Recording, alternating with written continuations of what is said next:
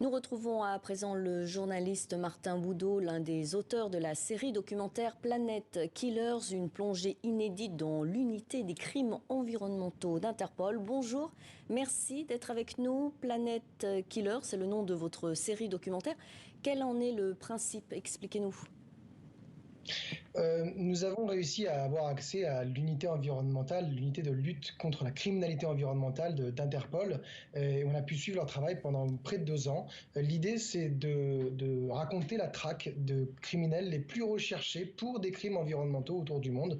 En l'occurrence, dans cette série, qui va être diffusée à partir de lundi sur France 5, on s'intéresse à 2 d'entre eux. On a fait 4 numéros en tout.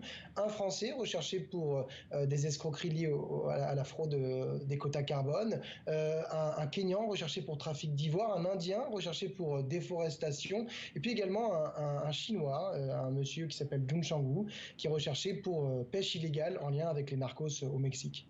La criminalité environnementale pèse près de 300 milliards de dollars par an. Comment expliquez-vous ce montant exorbitant ?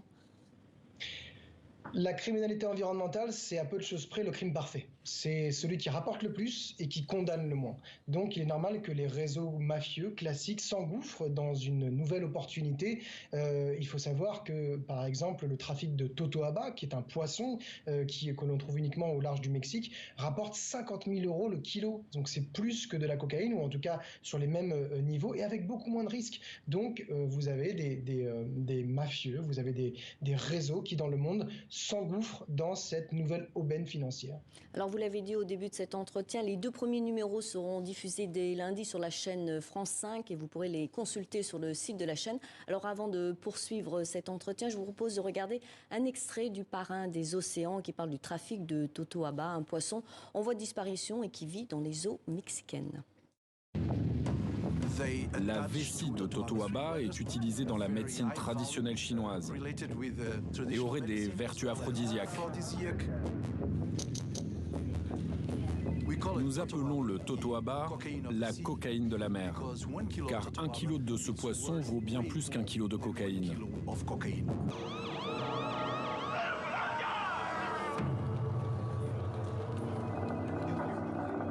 Jun Changwu est l'un des parrains de ce trafic de totoaba. Et la Chine a demandé que nous émettions une notice rouge à son encontre. Alors qui est ce parrain des océans et pourquoi est-il activement recherché ? Jun Changwu, il est à la tête d'une mafia chinoise et il est activement recherché parce que il a mis en place avec les cartels mexicains. C'est vraiment un sujet très intéressant parce que vous avez un crime environnemental qui est dirigé par un monstre à 2 têtes. D'un côté les cartels mexicains et de l'autre la mafia chinoise. Jun Changwu, il dirige la partie chinoise et il a mis en place un trafic international de totoaba. Je rappelle que c'est une espèce en voie de disparition et il est recherché pour cela et il risque quand même jusqu'à 20 ans de prison en Chine. Il est recherché depuis plusieurs années, depuis 2018. Il est réfugié quelque part au Mexique et on ne le trouve pas. En tout cas, les autorités mexicaines ne font pas le nécessaire pour le trouver et c'est ce que notre enquête raconte. Tous ceux qui s'en sont approchés d'une manière ou d'une autre ont été menacés, voire certains ont survécu à des tentatives d'assassinat.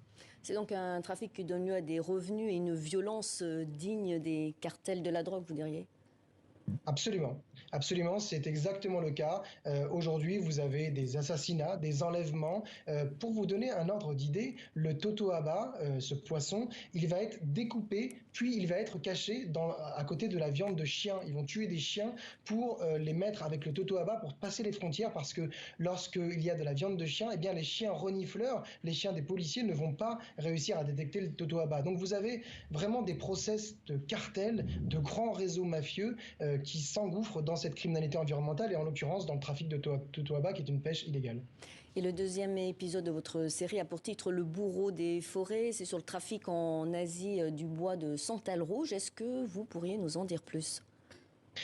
Là, c'est un autre personnage qui est recherché, un monsieur qui s'appelle Shaoul Hamid, recherché par Interpol. Il est sur notice rouge depuis 2015.